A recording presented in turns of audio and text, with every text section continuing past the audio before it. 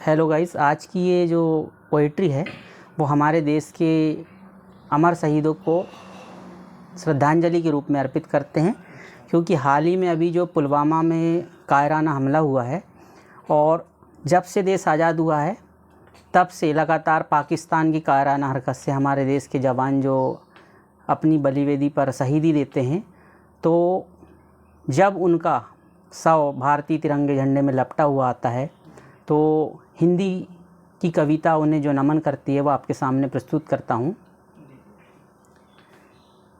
कि है नमन उनको कि जो इस देह को अमरत्व देकर, है नमन उनको कि जो इस देह को अमरत्व देकर इस जगत में शौर्य की जीवित कहानी हो गए हैं।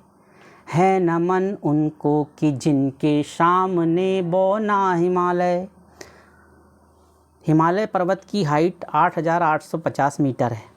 उतना ऊंचा हिमालय पर्वत भी उनके इरादों के सामने बौना नज़र आ रहा है। इसलिए कहा गया है कि है नमन उनको कि जो इस देह को अमरत्व देकर इस जगत में शौर्य की जीवित कहानी हो गए हैं।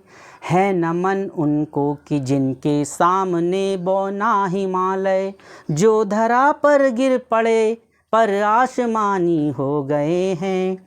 है नमन उनको कि हमने लौटाए सिकंदर सर झुकाए मात खाए। वाह! हमारे देश की सेना ही थी जिसने सिकंदर महान, जिसने दुनिया को जीत लिया था, है ना, भारत की सरजमी से वापस लौटा। ये हमारे देश की सेना का शौर्य था कि हमने लौटाए सिकंदर सर झुकाए मात खाए।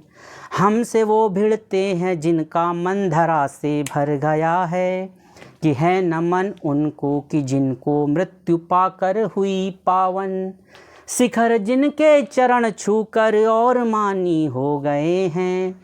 है नमन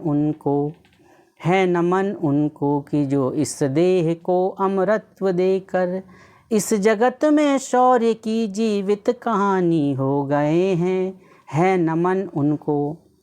और मैं 140 करोड़ भारतीयों की ओर से एक संदेश भारत के छोटे छोटे पड़ोसी देशों को देना चाहता हूँ, क्योंकि पाकिस्तान, बांग्लादेश, अब तो मालदीव ऐड हो गया है, चीन, यह हमें परमाणु युद्ध और हमले की धमकी देता हूँ।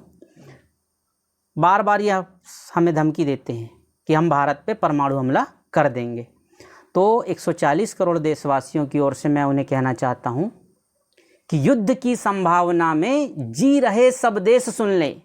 युद्ध की संभावना में जी रहे सब देश सुन लें।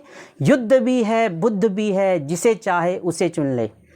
वैसे तो हम भगवान कृष्ण और गौतम बुद्ध की शांति का संदेश दुनिया में देना चाहते हैं, मगर यदि कोई हमसे भिड़ने को तैयार है तो हम युद्ध के लिए भी तैयार रहेंगे।